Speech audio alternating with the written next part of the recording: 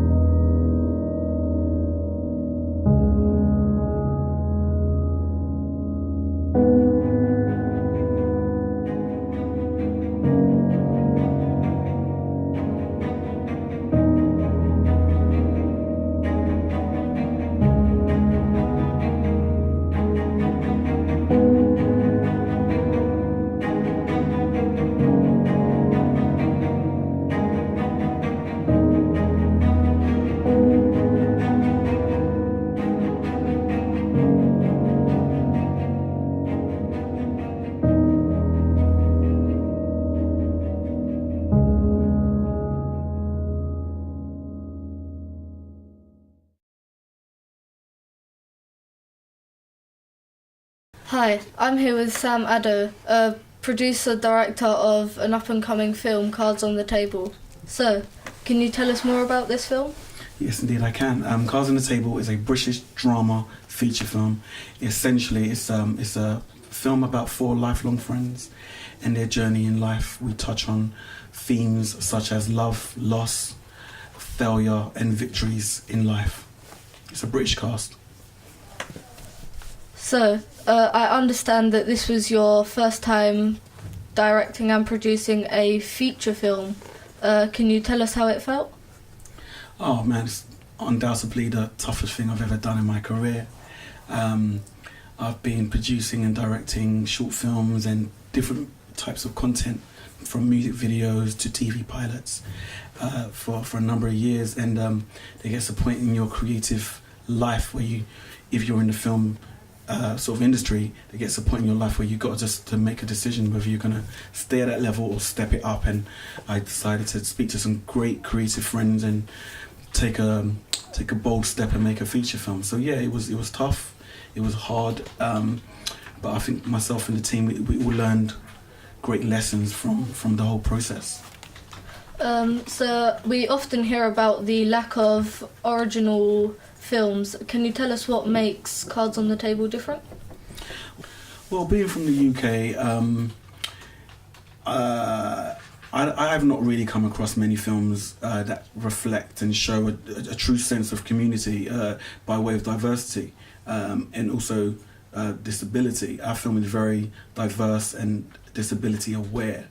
We have 3 or 4 cast members who have non-visible disabilities, but needless to say that they have disabilities. Our lead cast, we have 3 black males and 1 Greek male. It's just a reflection of real life, you know, different pockets of England, you have different pockets of communities. And so with our film, we're just telling slightly different stories. It's a different narrative per se. So with our film, its originality comes from the fact that it's the story, the individuals who are driving the story are individuals from cultural backgrounds that you would not ordinarily see on the screen. So, we understand that you filmed all of this over the course of 7 days, if I'm right. What was harder? Was it the start or was it to keep going? Yeah, we were bold, we were brave, and some would say we were crazy. But we took on the challenge. We shot the film in 7 days and 7 nights.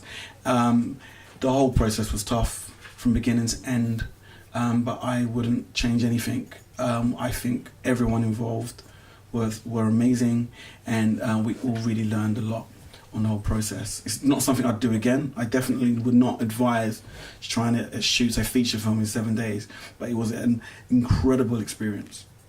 So, what inspired you to keep going?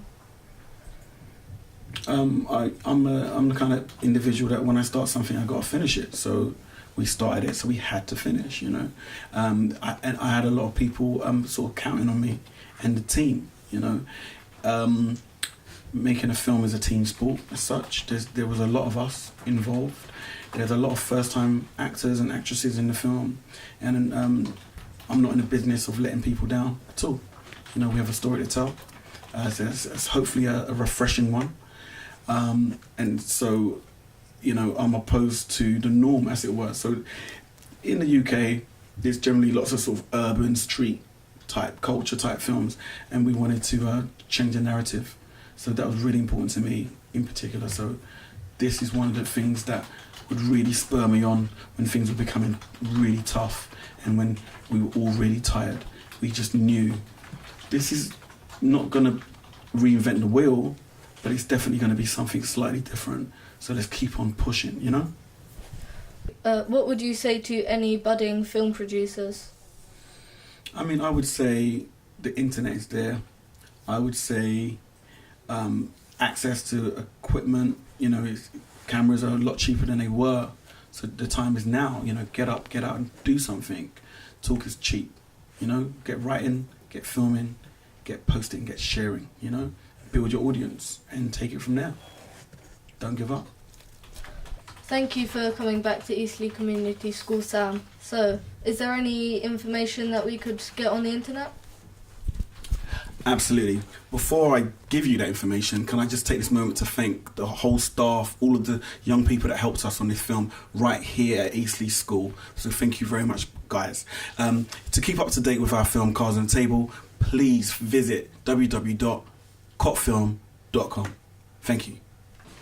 Earlier today, we went to the PE department to interview Ms. Jarek about our school's participation in the London Borough Dance Competition. Good morning. Today we'll be talking about our Eastlea Dance Company. The competition we have attended was a great opportunity, and there was groups with so much talent there. Eastlea Dance Company was representing Newham in the amazing competition and was competing against 25 London boroughs. We got to that point successfully by winning the Newvic College competition. We earned 78.8 points out of 100. That is really good for us because after all of us feel like all of our hard work was worth it. And all of the hours that we have spent in the morning, after school, and also on Saturdays have paid off. All of us loved it. And we would like to go the next year and compete again. But this time we would like to work 10 times harder than this year. The last competition we have attended was the London Borough competition in Queen Elizabeth's Copper Box Arena. It was held on the 13th of March. The group was performing a lyrical/contemporary dance. Our dance teacher, Ms. Jarek, has helped us a whole lot, and we would like to thank her for us. So, Ms. Jarek, hello. How did you feel when the girls were performing? Yeah, it was great. I mean, seeing, and you are part of the company, seeing you on the stage was amazing, especially that we never came so far. So that's the first time we represented Newham in the London Arena Copper Box. Okay, so, what was your passion to start this dance company? So my speciality is dance, and I love choreographing, and I thought it would be a good idea to start after school a club, especially for talented and gifted students. And actually, year 8 started with me working a year ago on a different project, and we came so far. Okay, so now, final question. Miss, were you proud of your team and why? I was very proud of my team, what they've achieved, and that they represented Eastlea Community School in the London Youth Cup Arena. Thank you. Okay, thank you, Ms. Jarek. It is no secret that air pollution is a huge issue in China and India. But what about the UK? What do you think about this, Julia? I don't know, but we're about to find out with Diana.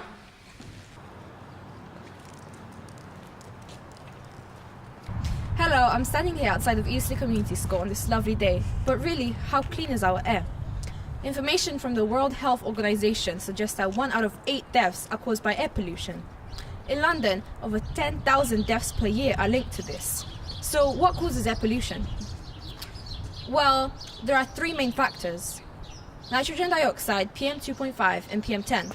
Nitrogen dioxide and PM2.5 pass into your blood and can cause long-term diseases such as stroke and lung cancer, which are also two of the top deadliest killers in the UK.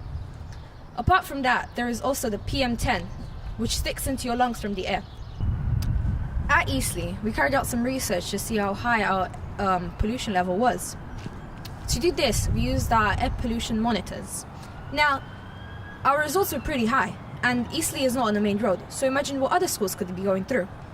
So, what can you do to reduce this? Well, you can reduce your car journeys by using public transport, and make sure that whenever you go out with your parents, you can strictly tell them that they need to stop idling their cars by turning off the complete engine. Lastly, you can lobby the government to ban diesel vehicles and invest in clean energy. Recently, our BBC School News reporters were invited to interview will.i.am on live television. This is because his new book, Wizards and Robots, has came out. Now, here is the interview with Lakai from backstage. What inspired you to write this in the form of a book? Why didn't you choose to do it in the form of other forms of media, maybe like comics, things like that? Well, actually, wow, my voice cracked. Actually, like... Are you nervous? Don't be nervous. It's okay. Yeah, you're really making me nervous. So actually what happened was, when we made the world for Wizards and Robots, we literally built like this world. There's this obulus, this like almanac of things where we have the science of, robotics and, theories of what, time travel would be based on his homeboys and that he knows. And then we painted a world where like what the wizards would look like, what the kings that had the wizards would look like, the robots, and we built it all up. And we had an illustrator named, Jose from Ironhead that helped us, paint the world as we fine-tuned the book. And we also came up with language. So we came up with Quanta, the language of the robots, as well as Mermelm, the language of the wizards. So we made sure to make it a full world. And also, this is for either of you, what inspired you to pursue technology and possibly a different type of science? Yeah? When did you get into it? What pushed you to get into it? I was pushed by my mom, so I went to a science magnet school ever since I was 7 years old and loved it. It changed my life, and ever since then I've loved all things science. And for me, it's my parents as well. Both my parents were engineers. My dad was an electrical engineer and my mom was an IT specialist back when ladies weren't supposed to be IT specialists. So I grew up surrounded by technology, and so I was pushed by my parents as well, and for me it was always normal. Yeah, so could you say for both of you, because your parents or parent pushed you so hard to do it, that's why you want to share that knowledge and your experiences with other members of the younger generations? So when I think of science, technology, I think of other ways of being creative. Yeah. So, if my mom pushed me and it didn't resonate with me being a creative person, I probably wouldn't have liked it. But I loved it because, it's just a way to create. And from that, it's also a way to solve your own problems. So inner cities, third world countries, if you teach the youth these skill sets, computer science, robotics, engineering, mathematics, they cannot, help but to solve their problems. They're not going to wait around for someone to come. And I'm seeing that in the neighborhood I come from with our kids. And I would say it's actually not that for me. To be honest, for me, it's because I know, and Will knows, that the young minds of the future are actually going to build the future. It's not up to us anymore. Yeah. Right? We've done what we've come to do. It's actually on you. It's on all of you to go and do it, because you need to imagine what kind of future you want and what kind of future you don't want, and then you need to demand from people like us the tools that you need to go and build it, because you will build the future. Build the tools, not use the tools. You're going to build tools. Right, and just because you've got to slip this one in, more casual, have the students of Eastlea impressed you? You guys are very impressive. Thank you. I agree. I'm very impressed. You flatter me. No, seriously. Be kind 20 years from now when I'm coming to ask for a job. Yes. Please remember us. Remember us, please. And how could you forget two people like you? Well, so thank you for listening and watching, and we'll see you soon. Oh, well done. Well done. Everyone knows them stereotypes. There is a massive gender inequality in the tech industry. Anastasia, one of our reporters, has met up with one of our past students, MJ, who's trying to do something about this issue. Hi, I'm here with MJ and Sharon to talk about girls in coding. So, what is hidden code?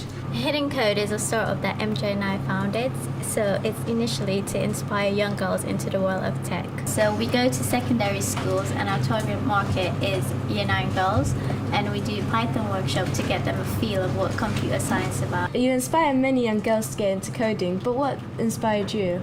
So it started off with my father, and he built computers when I was younger, so I thought, wouldn't it be cool if I made my own computer?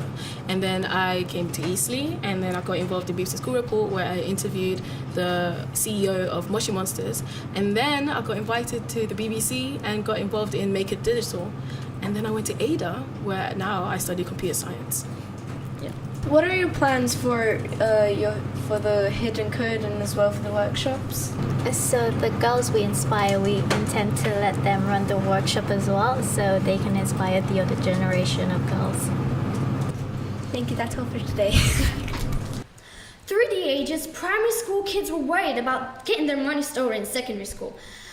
Andrea went to find out how Eastlea resolved this issue. Today we are here with Andre, and we're going to be interviewing him about this new cashless catering system. So, Andre, how does this new cashless catering system work? So basically, the students, they can top up their ID badges, which they all have, and they can either do that online or for a cash loader. And so when they actually get to the lunch queue, there's like a base, so they tap their card on it and all their information, their balance picture, whatever, comes up on the system, and we can just sort of add what they're paying for, and then, yeah. Okay, what do the parents think about it? Most parents say that it's like a lot easier because one, they can actually see what their child are spending their money on, because on the website they've got like a list of what they spend their money on, and it's a lot easier to top out from home, and it's a lot safer, they say, because so it eliminates the risk of the child like getting the money stolen from them because they've got it on their card, and then it's a lot safer, it's a lot simpler. How does this new system help the canteen staff, and why? I'd say it helps the canteen staff because it gets things moving a lot quicker, because children no longer have to fumble about with money, they don't need to search their bags, they don't need to get the exact change out. And so it just makes the whole process easier because they get there, they tap on, and we can just finish like the paying part a lot quicker than usual. Okay, and what does the new head teacher think about it? I'd say he thinks that it's a good addition because what it makes the school a lot safer, especially like in terms of sort of theft and whatnot, because the teachers they don't have to worry about like money and stuff, especially the students, because they just have it on their card and there's no way that they can get stolen. And the last question, many students were complaining about not having enough time for lunchtime. Are they more satisfied now? I'd say they are more satisfied because, especially with the queue, it just goes a lot quicker as they don't have to line up. The lady before they used to give out the tokens, that is not needed anymore. So paying, which took most of the time before, is a lot quicker since they just tap onto the base and we can just do that a lot quicker. So I'd say it's a lot better since it works a lot smoother and a lot quicker. Okay, thank you very much for the interview, Andre. This year in January, there have been changes in the GCSEs. Here is Anastasia talking to Mr. Tito, who will give you more information about this. Eastlea is undergoing changes relating to education. One major change that is taking place right now is a change in options for GCSEs. Is this narrowing down our options and putting our future at stake? Or is it helping us focus on other subjects? Let's find out from Mr. Tito. So, could you please explain the changes? Yes. In a nutshell, at Eastlea, we want our students to have a broad and balanced curriculum, and we want to prepare them for the world of the future. It's very important that students feel that we are giving them the best start in life and enable them to maximize their success.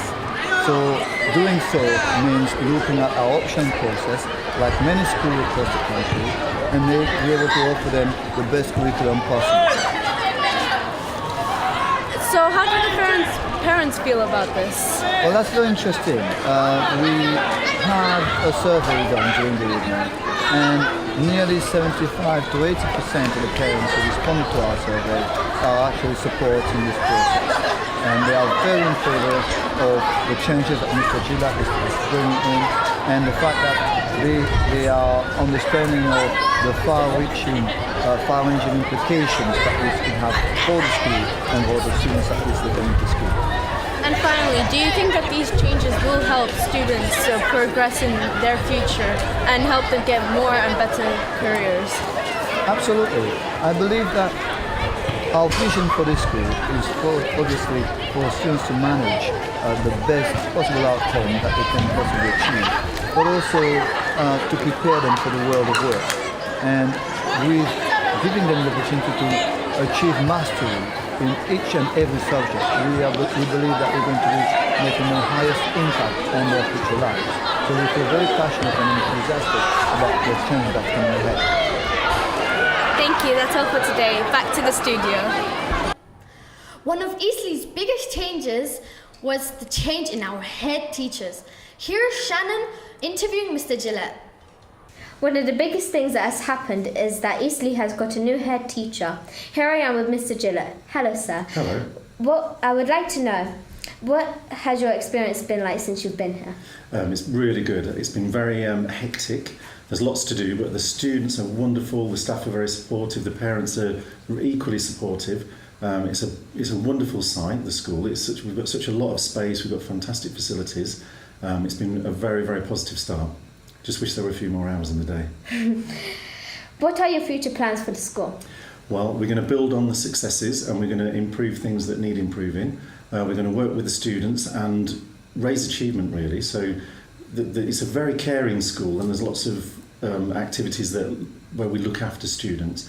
But I think what we need to do is increase the academic rigour. So we need to have higher expectations of the students because, everybody, no matter what their starting point, can succeed. So what that success looks like is different for different people. But I want to have the very, very highest expectations and all my staff to have the very highest expectations of all the students so that they leave here with the best opportunities that they can possibly have so they can go to the best colleges, best universities, get the best jobs or just become wonderful people, citizens that change the world. You have recently introduced new things to the school, one of them being the new DPR. For those who do not know, can you explain what DPR is, please? Right, okay, so the DPR stands for Dynamic Progress Report, and it's an online reporting system that's live, and parents and students can access it anytime from any part of the world. So you could be on holiday in the Bahamas and you think, oh, how am I doing on my DPR? You log on and you see, actually, I need to check that bit of English. I need to improve that bit of my English or my maths and things like that. It's really good because for parents it means that they can keep an eye on their children's progress and they can help the children at home.